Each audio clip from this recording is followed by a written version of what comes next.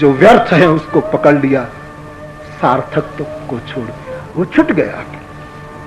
मेरेपन में शोषण है, वो जब भी समझ में आए, मेरे माता पिता हैं, कहीं ना कहीं अंदर बहुत भीतर शोषण है, उनका सब मिलेगा, उनका सब मिलेगा। ये पत्नी है, ये पड़ोसी है, भाई, इनमें शोषण शुरू हो जाता है। और जब तक शोषण शुरू होता है तब हम स्वार्थी हैं, परमार्थी है। ये परमार्थी तभी हम हो सकते हैं, हम ही यहां हैं, हमारे अतिरिक्त यहां कोई नहीं। लोग तो कहेंगे कि शिव जी ने ये कैसी बात कही, ये तो स्वार्थ की बात है कि हम ही हैं और कोई नहीं, हम बस अकेले और कोई नहीं, वो तो स्वार्थ है। नहीं, लेकिन पहले इस स्वार्थ को सीखना पड़ेगा तो ही परमार्थ पचा पाओगे। और ये स्वार्थ सीखे हैं रामचरितमानस में हमारे राम जी, इसलिए उनमें परमार्थ सिद्ध हुआ। तो भले ही दुनिया स्वार्थी कहे, लेकिन ये परमार्थ का प्रथम बीज है कि यहां मेरे आत्मा के अतिरिक्त कुछ नहीं है। ये देह भी मेरी नहीं है। देह अपनी होती तो हम कैसे इतनी इस्तेमाल करते हैं देह की, कितनी संभाल रखते, क्यों चली जाती देह?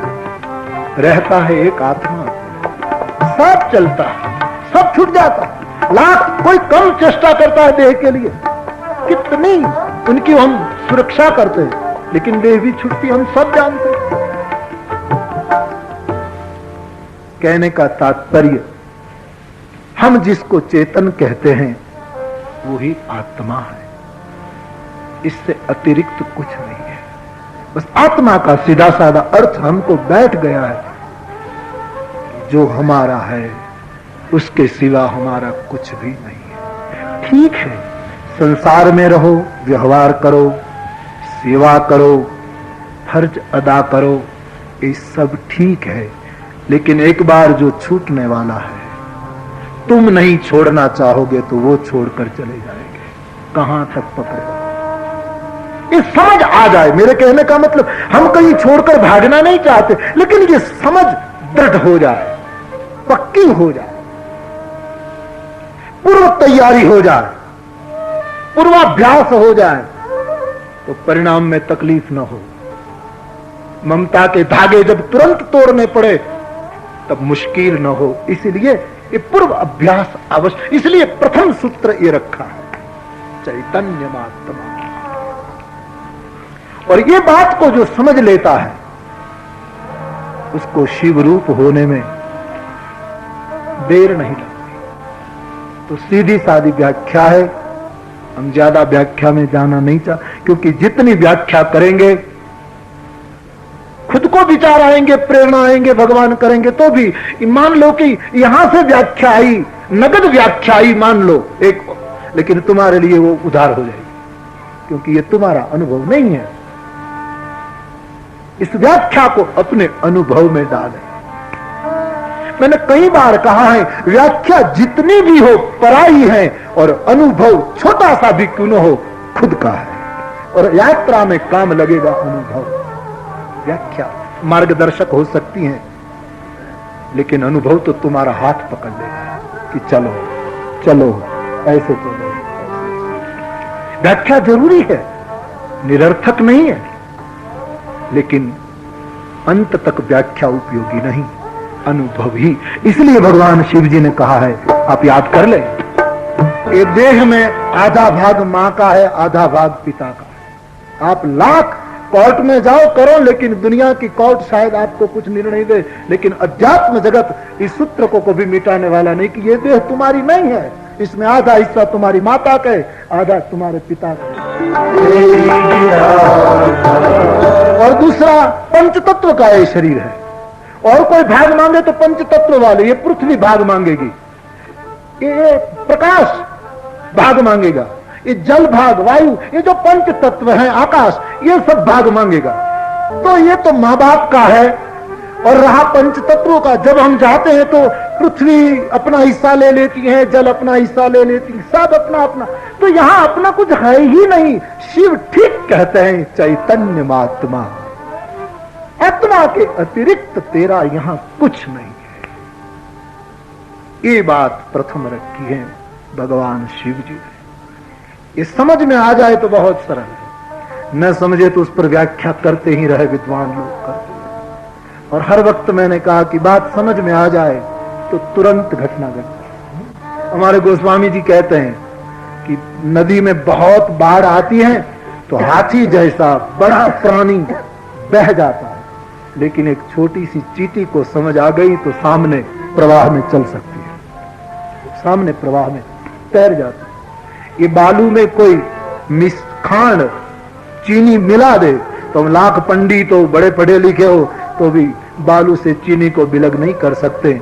लेकिन मछली तैर जाती है प्रवाह में, हाथी बह जाता है, और चींटी जो होती है वो बालू से चीनी को चुन चुन कर निकाल लेती है, क्योंकि उनमें उसको राज पकड़ा गया, उसने पकड़ ली बात। चैतन्य महात्मा बस रहो, सब व्यवहार करो। ये बात सुनकर आत्मा के सिवा हमारा यहाँ कोई नहीं, ये सुनकर हम बस यहाँ से चले जाए कहीं, यहाँ से आगे तो जाना ही नहीं जाता, नीचे ही जाना जा सकता है, यहाँ से आगे कहां जाए? बस ये समझ लेकर जाए चैतन्य, और जल्दी में करे तो फंसे। आजकल धार्मिक लोग संसार में बहुत दिखाई देते हैं, लेकिन क्यों मरे हुए दिखाई देते हैं, अंदर से प्रसन्न क्यों नहीं दिखाई देते? इसका एक ही कारण है कि उसका रस था संसार में, और बलात् संसार छोड़कर दूसरी दिशा में चले, इसलिए भीतर से वो हो गए। धार्मिक आदमी तो मस्ती में रहता है, परम प्रसन्नता तो कोई तोड़ ही नहीं सकता। कहने का मतलब इस सूत्र को समझ लें और उनका स्वाद लें, चैतन्य महात्मा। दूसरा सूत्र, ज्ञानम बंध, ज्ञानम बंध, ज्ञानम बंध, ज्ञानम बंध, ज्ञानम बंध। शिव जी कहते हैं ज्ञान बंधन है, वो तो शिव ही कह सकते हैं, अकाट्य बात कही है, शिव ही कह सकते हैं। वरना मानस में जाओगे तो समझनी पड़ेगी चौपाई को। गोस्वामी जी कहते हैं ज्ञान मोक्ष प्रद वेद बखाना, ज्ञान मुक्ति का द्वार है, ज्ञान से मुक्ति प्राप्त। शिव जी विरोधी नहीं है, मुक्ति का तो अन्न क्षेत्र चलाते हैं काशी में, जैसे रोटी का अन्न क्षेत्र चलता है, वैसे विश्वनाथ की नगरी काशी में वो स्वयं मुक्ति का अन्न क्षेत्र बांटते हैं। अन्न क्षेत्र में कोई भी आए, पापी पुण्यवान धार्मिक अधार्मिक सबको रोटी मिलते हैं। बाबा के दरबार में मुक्ति की रोटी दी जाती है, जो आया मुक्ति मुक्ति। वो शिव मुक्ति के विरोधी नहीं है, लेकिन उसने ठीक समझकर कहा ज्ञान बंध है। कैसे? यदि तुम्हारा ज्ञान उधार है तो बंधन है, उधार है तो अवश्य बंधन है। बोझ लगेगा, याद करना पड़ेगा, किताबों से लेना पड़ेगा, ठीक से एक के बाद एक मुद्दे को ठीक करना पड़ेगा, बोझ लगेगा, अब बहुत थक जाओगे। यदि ज्ञान उधार है तो बंधन है, और शिव जी का अर्थ है यदि ज्ञान में अहंकार है तो भी बंधन है। मान लो तुमने स्वयं कोई शास्त्र की टीका लिख दी, तुम परम वंदनीय हो कि तुमने अपने ढंग से शास्त्र पर व्याख्या कर दी, लेकिन इस ज्ञान का यदि अहंकार हो गया तो वो भी बंधन है। गोस्वामी जी व्याख्या करते हैं ज्ञान किसको कहोगे? ज्ञान मान जन एक देखत ब्रह्म। ज्ञान की पहली शर्त गोस्वामी जी ने बताई है, जहां बिल्कुल अहंकार न हो, जरा भी अहंकार न हो, वरना ज्ञान बंधन हो जाता है, फंसा देता है ज्ञान, पकड़ लेता है ज्ञान। ज्ञान नगद हो, शास्त्रों से लेकर भी, मैंने अभी कहा वैसे अपने अनुभव में खरा हो। गेहूं तुमने बाजार से ली, लिया, खरीदा, तुमने पिसाया, आटा भी बनाया, लेकिन अपने रुचि के अनुसार रोटी बनाओ। बाजार वाला कहे कि ये गेहूं से तुम शीरा ही बनाओ, तो ये तुम्हारा उधार ज्ञान है।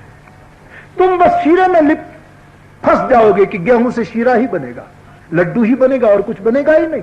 नहीं, लो जरूर बाजार से गेहूं, पीसो, लेकिन अपने अनुभव से उससे भोजन तैयार करो। वैसे शास्त्रों से जरूर लो, आचार्यों से जरूर लो, महापुरुषों को सुनकर हम जरूर लें, लेकिन हम अपने ढंग से उसको निर्मित करें, तब ज्ञान मुक्ति प्रदान करता है।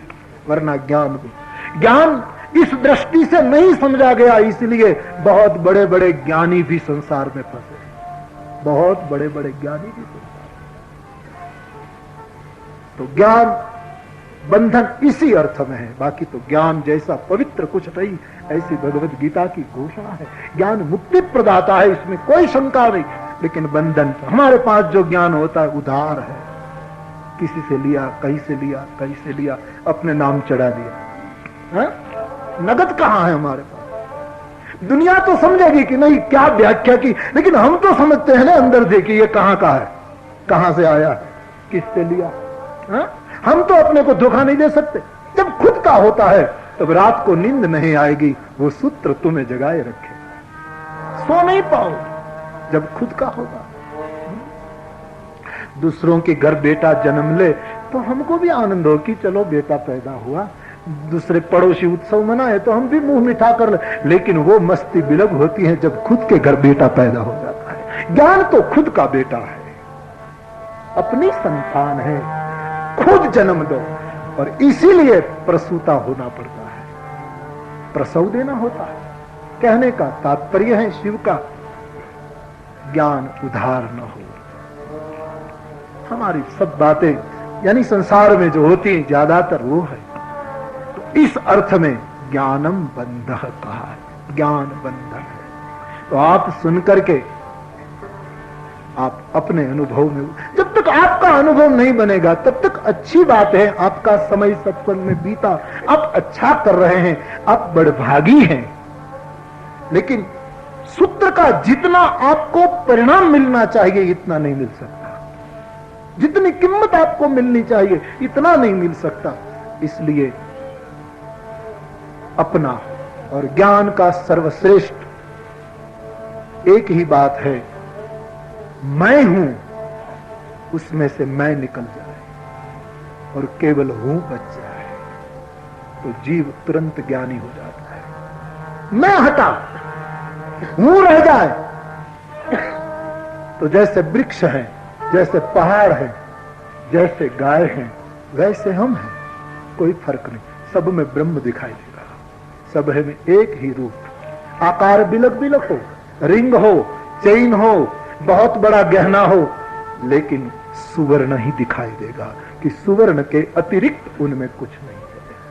मैं हट जाए, मैं हमारा सर्जित है, मैं हमने निर्माण किया, हूं है, केवल हूं, जो है पूरा अस्तित्व। ये पहाड़ ने कहा कि मैं हिमालय हूं, कभी नहीं कहा। गंगा ने कहा कि मैं गंगा हूं, इसलिए युगों से बहती है, और मैं करने वाले 80 साल में चले जाते हैं, कोई उसको पूछता भी। कभी नहीं हिमालय ने कहा, कभी नहीं कहा कि हम हैं। देवताओं ने भी मैं कहा तो वो भी गिर जाते हैं।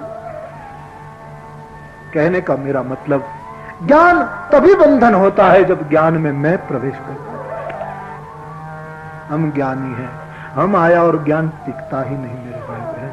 मैं आया तो ज्ञान तुरंत विदा लेता है। मैं और ज्ञान एक गली में रह ही नहीं सकते, या तो आप रहो या तो ज्ञान रहे, दो एक साथ नहीं चल सकते। इसलिए समर्पित भक्तों ने कहा, हमारे पास जो है वो हमारा नहीं है, तेरे अस्तित्व का हिस्सा है, हमारा कुछ नहीं। इस दृष्टि से ब्रज की गोपियां कम ज्ञानी नहीं थी। नारद जैसे महर्षि लोग, देवर्षि लोग लज्जित होकर खड़े हो जाते अपनी ज्ञान साधना। कम साधना नहीं थी ब्रज की गोपियों की।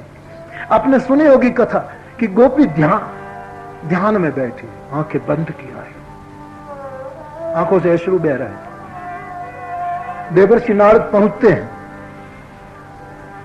और देखकर बड़ा आनंद हुआ। गोपी को कहा कि आप ध्यान कर रही हो।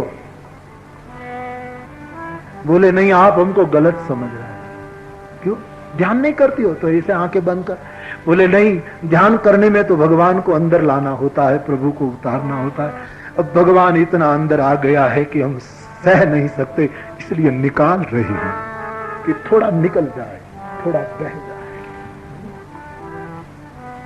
ऐसा समर्पण भाव बंधन में नहीं डाल सकता। तो मेरे भाई बहन, भगवान कृपा करे, प्रेरणा करे और आपको ज्ञानी का बिरुद दे दे तो प्रभु का प्रसाद है। बाकी ज्ञानी होने की चेष्टा मत करो, बहुत बंधन में गिर सकते हो। ज्ञानम बंध, शिव कहते हैं ज्ञान बंधन है यदि इस दृष्टि से नहीं देखा।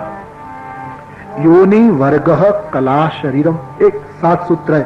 मैं तो सरल हो इसलिए बिलग बिलग 2 टुकड़े में आपके साथ, ये पहले 2 सूत्र स्वतंत्र सूत्र हैं और ये तीसरा हमने खंड करके सुनाया है, लेकिन है एक सूत्र।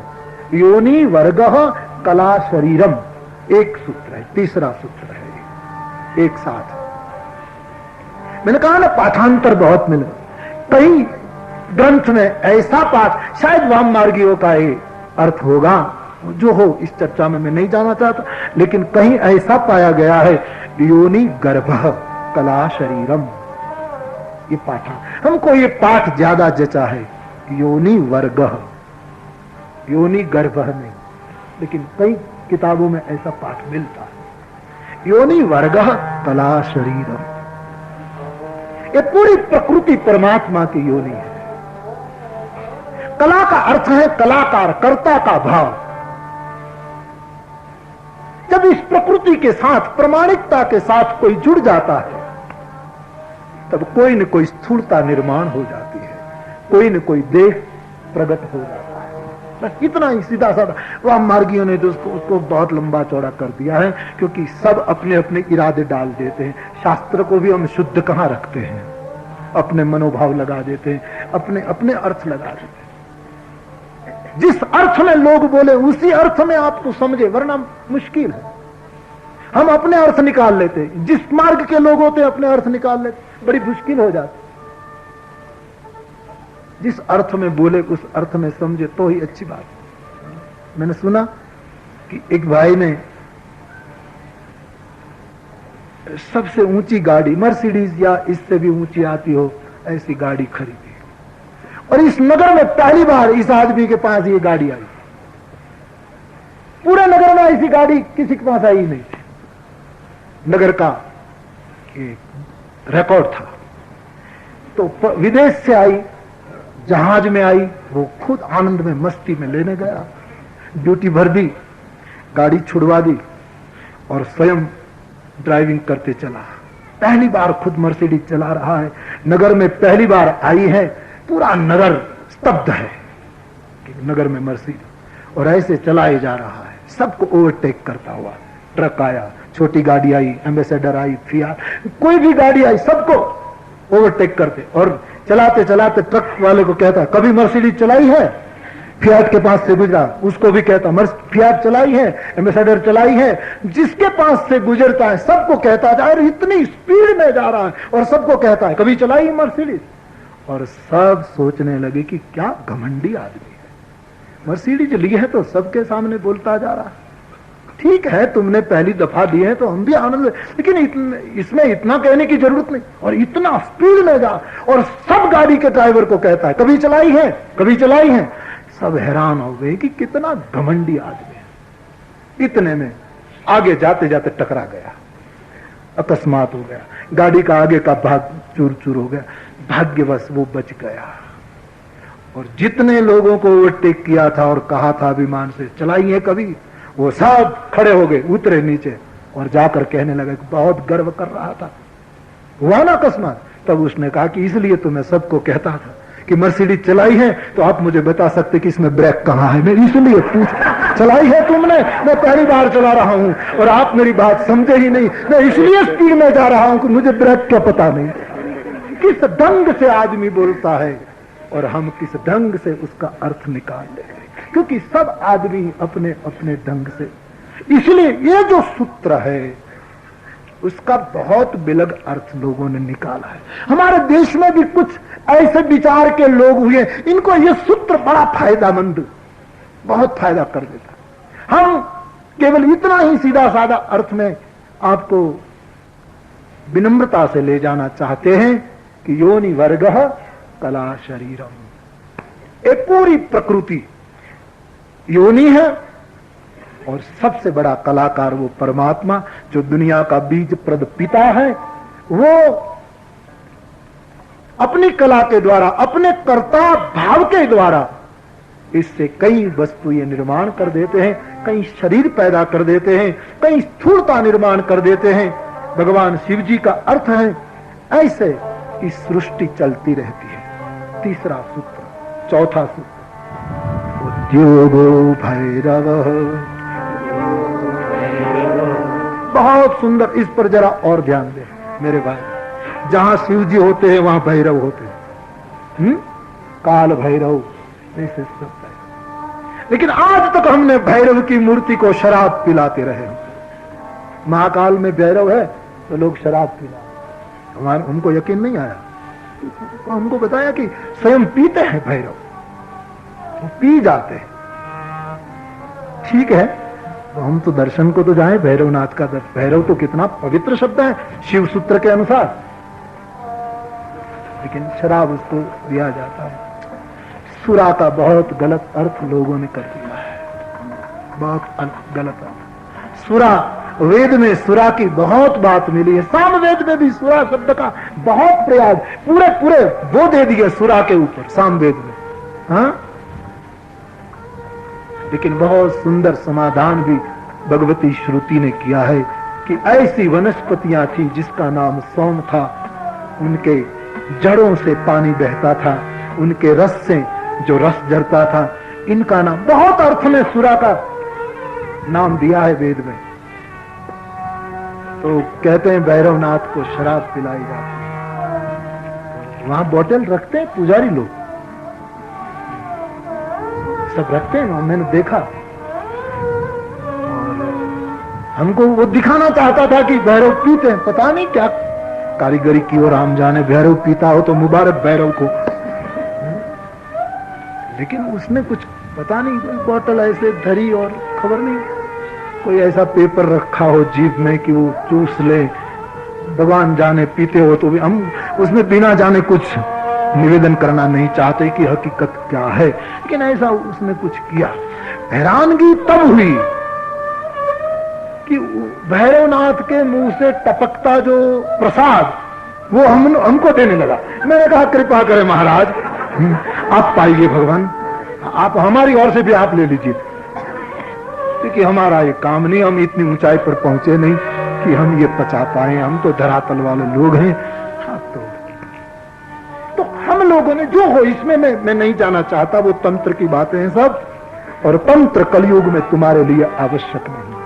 तुम्हारे लिए राम मंत्र ही आवश्यक है, तुम्हारे लिए शिव नाम पर्याप्त है, तुम्हारे लिए गोविंद का नाम ही सर्वस्व है, तंत्र की जरूरत नहीं। हाँ, साधना हमारे देश ने जो जो दी है उसके लिए नतमस्तक है हम, लेकिन इस कली में तंत्र की जरूरत नहीं है, मंत्र की जरूरत है।